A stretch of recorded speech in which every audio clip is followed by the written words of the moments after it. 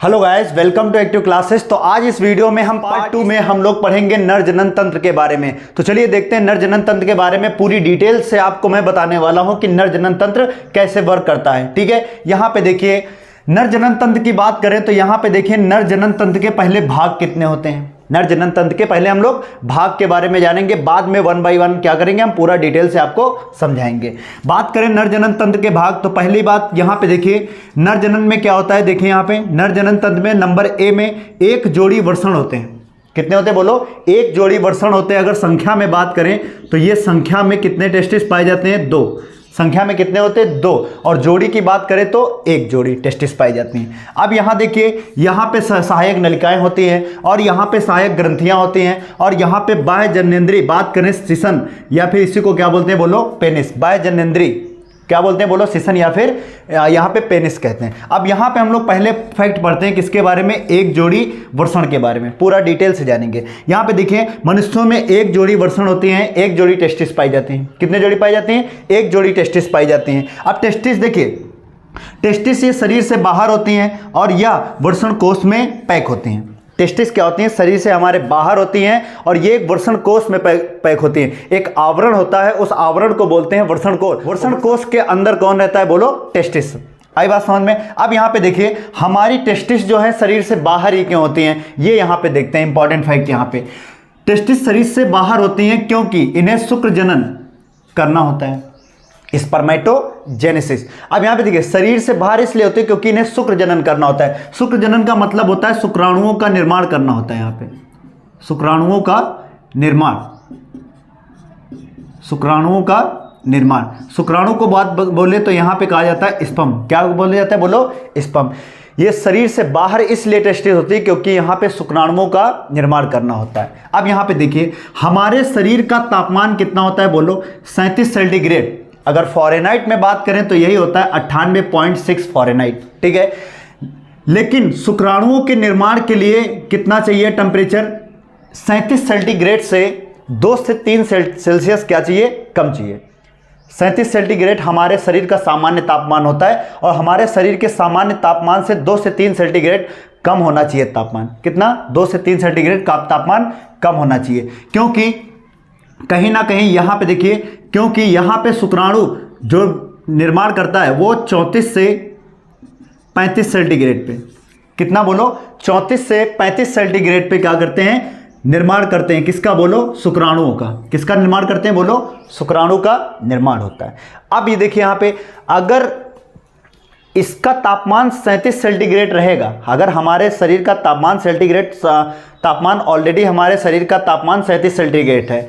अब 37 सेंटीग्रेड पे शुक्राणु मर जाएगा। शुक्राणु क्या होगा? मर जाएगा। शुक्राणु का निर्माण नहीं होगा। इसलिए टेस्टिस क्या होती हैं? हमारे शरीर से बाहर आती हैं। क्यों? क्योंकि कहीं ना कहीं शरीर का तापमान 37 सेंटीग्रेड है और बाहर जब आती हैं तो उनको 2 से 3 सेंटीग्रेड तापमान क्या होता है? कम मिलता है। अब यहां पे देखिए यही अगर हम बात करें हाथियों में, तो हाथियों में जो टेस्टिस होती हैं, हाथियों में जो वृषण होते हैं, हाथियों में वृषण बाहर शरीर से नहीं आते हैं। अब क्यों नहीं शरीर से बाहर आते हैं? क्योंकि हाथी के शरीर का तापमान होता है 35 डिग्री 9 सेंटीग्रेड और फॉरेनहाइट की बात करें तो 96.6 फॉरेनहाइट। ये ऑलरेडी क्या है बताइए?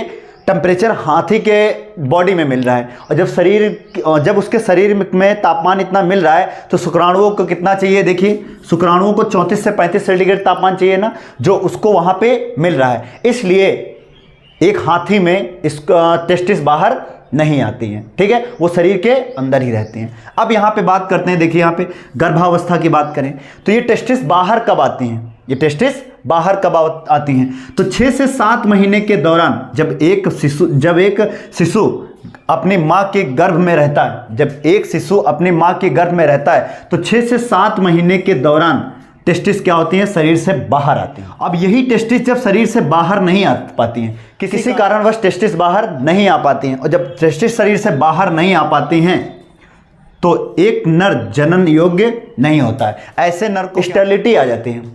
क्योंकि ये क्या है, जनन योग्य नहीं है। ऐसा मनुष्य, ऐसा मानव क्या है, बोलो, जनन करने के काबिल नहीं है। ऐसे व्यक्ति को हम लोग बोलते हैं साइंस के, बायोलॉजिकल साइंस की भाषा में क्रिप्टोकिडिज्म। क्या बोलते हैं, बोलो, क्रिप्टोकिडिज्म कहते हैं। अब बात यहाँ पे करें, देखिए यहाँ पे वृषण, टेस्टिस।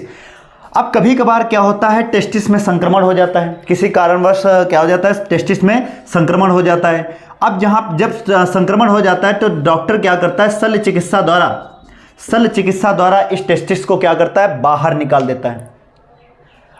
इस क्रिया को क्या बोलते हैं, बोलो, आर्कीडेक्टोमी बोलते हैं। इस क्रिया को क्या बोलते हैं, बोलो, आर्कीडेक्टोमी बोलते हैं। अगर यही गर्भाशय को क्या करें, बाहर निकाल दिया जाए, एक फीमेल की गर्भाशय को जब बाहर निकाला जाता है, ठीक है, मान लिया किसी कारणवश उसमें खराबी आ गई गर्भाशय में, तो उसको बाहर निकालेंगे, तो उसको बाहर निकालने की क्रिया क्या बोली जाती है, बोलो, हिस्टेरेक्टोटोमी। क्या बोलते हैं, बोलो, उसको हिस्टेरेक्टोटोमी बोलते हैं। अब यहाँ पे हमने आपको बताया था हाथी के वृषण शरीर के अंदर ही रहते हैं। एक और हम आपको इंपॉर्टेंट फैक्ट के बारे में बता रहे हैं, चमगादड़। क्या बता रहे हैं, बोलो यहाँ पे, चमगादड़। अगर हम बात करें चमगादड़, बैट की, चमगादड़ की अगर हम बात करें तो चमगादड़ के वृषण शरीर के अंदर होते हैं। चमगादड़ के टेस्टिस क्या होते हैं, शरीर के अंदर होते हैं। लेकिन जब जनन करता है ये, जनन काल के दौरान जब इसे जनन करना होता है तो ये क्या होते हैं, इसके टेस्टिस, वृषण इसके क्या होते हैं, बोलो, शरीर से बाहर आ जाते हैं। शरीर से क्या आते हैं, बाहर आ जाते हैं। और जब जनन हो जाता है, मान लेते हैं कॉपुलेशन इसने कर लिया, कॉपुलेशन के दौरान, कॉपुलेशन के बाद वृषण क्या होते हैं, पुनः शरीर के अंदर चले जाते हैं। पुनः शरीर के क्या होते हैं, बोलो, अंदर चले जाते हैं। ये किस में फैक्ट पाया जाता है, बोलो, बैट में, चमगादड़ में पाया जाता है। आई होप आपको ये वीडियो समझ में आया होगा। मिलते हैं नेक्स्ट वीडियो में, पार्ट 3 में। जय हिंद।